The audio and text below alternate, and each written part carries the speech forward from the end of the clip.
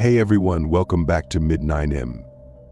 If you're new here, hit that subscribe button and give this video a thumbs up and share it with your friends. Today, I'm sharing a chilling tale that my grandfather told me. It all started with a pair of glasses, some oddly colored glass, and a discovery that changed our lives forever. My grandpa was a brilliant inventor, always tinkering with new gadgets. But one day, his latest invention turned into a nightmare. Get ready to hear a story that will send shivers down your spine. I'm talking about creatures you can only see, a terrifying message, and a secret that will leave you breathless. Let's dive in. My grandfather was an inventor. All his life he's been tinkering with something, either taking something that existed and changing it, making it into something brand new, or at the very least different, or inventing something entirely from spare parts. And while nothing he invented was ever earth-shaking, it was always one of my greatest delights, ever since I was a little girl, to see what he'd made. Childhood visits to his home would always begin or end with me sitting on the couch, a look of absolute fascination on my tiny face as he showed off whatever gadget he'd put together in his workshop this time around. It was like having my own personal Santa who worked all year round to fill my 8-year-old mind with wonder and glee. My older sister was likewise excited, no matter how much she tried to hide the excitement it filled her with, probably in an effort to appear cooler or more mature than myself. And while, because of real life getting in the way, the visits became fewer and fewer the older we got, we would always make time to see him at least a few times a year. And every time he would have something new to show us.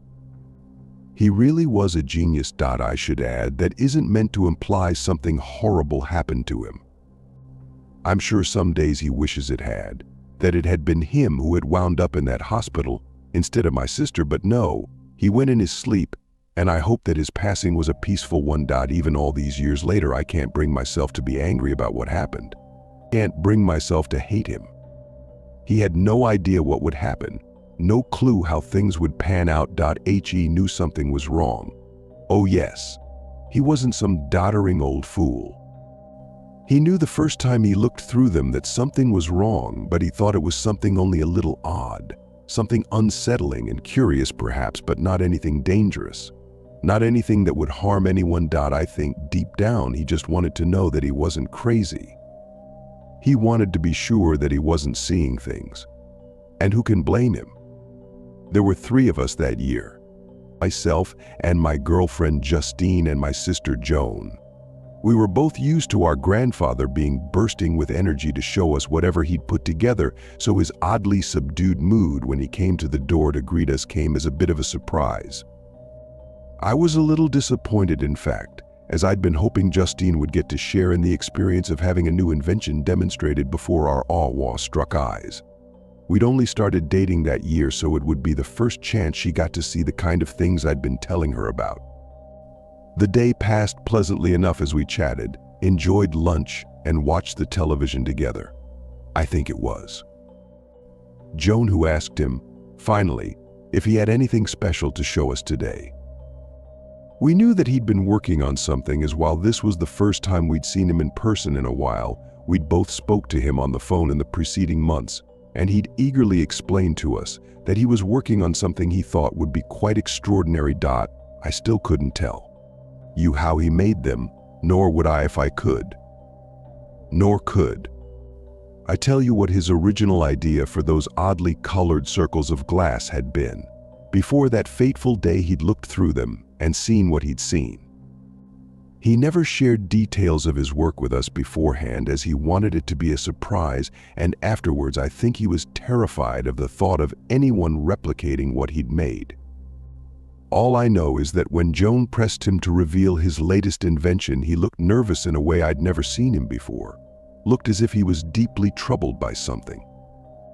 He hesitated before speaking, as if not sure he should say anything at all, before explaining to us that the nature of what he was working on had changed after an unusual event, and that he wasn't sure if it would be a good idea to show us the end result.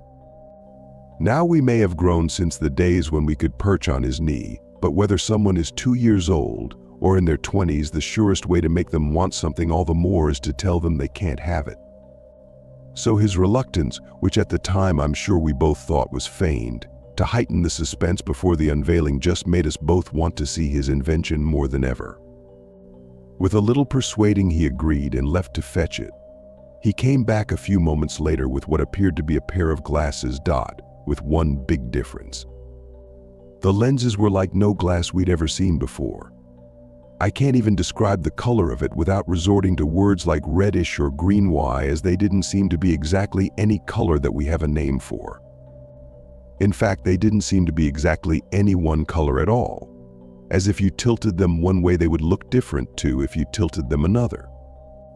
I know full well that probably sounds more like magic than something a well-meaning old man could put together in his humble little workshop, but there you have it. Joan asked what they did, and our grandfather paused for a few moments.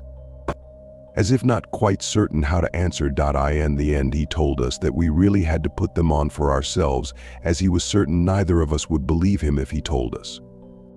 Joan wanted to put them on first, but as she lifted them off the table, he reached out and grabbed her hand.